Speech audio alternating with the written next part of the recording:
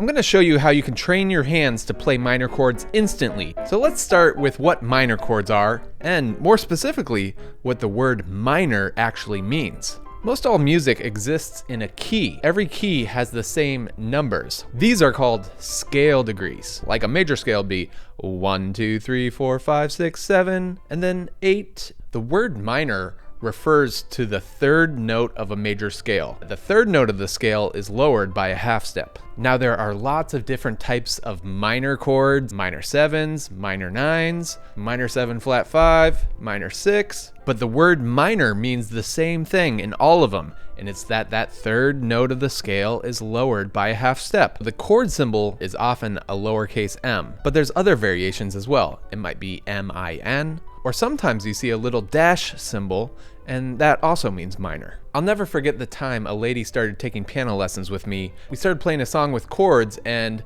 when it was time to play a chord, she actually pulled out of her bag a piece of paper that had each distance on it that she would hold up on the piano. And I asked her, whenever you have to play a chord, you actually hold up a piece of paper to show you the distance from each note? And she said, yeah. Do you think there's a better way? So here's how to figure out a minor chord. I like to compare it to a major chord. Major chords are simply the first, third, and fifth note of a major scale. So if a major chord is in a root position, you just lower that middle note down a half a step. So now I'm going to go over all the 12 minor chords. They're actually very similar to the groups of major chords, just each middle note will be lowered a half step. So let's start with the group of chords that are all white notes, and we call these marshmallows. Well, if we lower the middle note, now the middle notes will become black notes, and we have F minor, C minor, and G minor.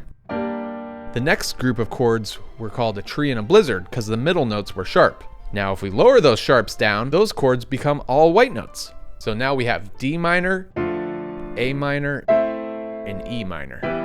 The next chord was B, but I actually want to group this with the other B, which is B flat. In the major chord, the B was for the word bottom, so the bottom note was different. But now when we lower the middle note, now the lower two notes are different than the higher note. Moving on to F sharp or G flat major, all the three notes were black notes, but now if we lower that middle note, it becomes a white note in the middle. And then finally we get to the three Oreo cookie major chords, D flat, A flat, and E flat. And these are a little tricky because D flat and A flat, when you lower the middle notes, it goes from one white note to another white note. So you just have to learn to move your finger to whichever white note it is. And then E flat, it gets lowered to a black note, so E flat minor is all black notes.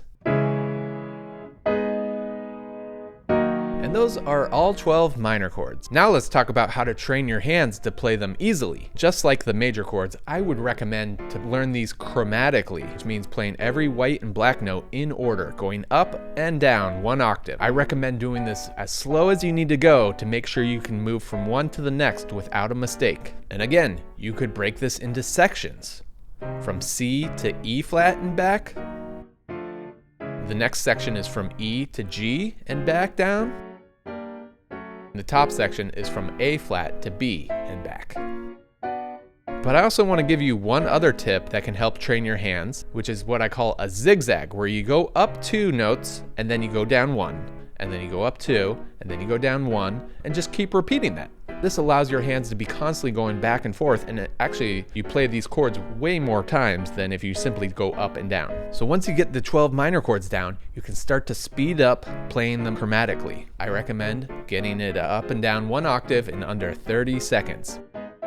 Once you can do that, you're good. You've trained your hands to be able to play it. To be able to understand minor chords, it's really important to know all the major chords. So if you don't feel like you know them as well as you should, check out this video I made that goes over all 12 of them and how you can learn them quickly and easily.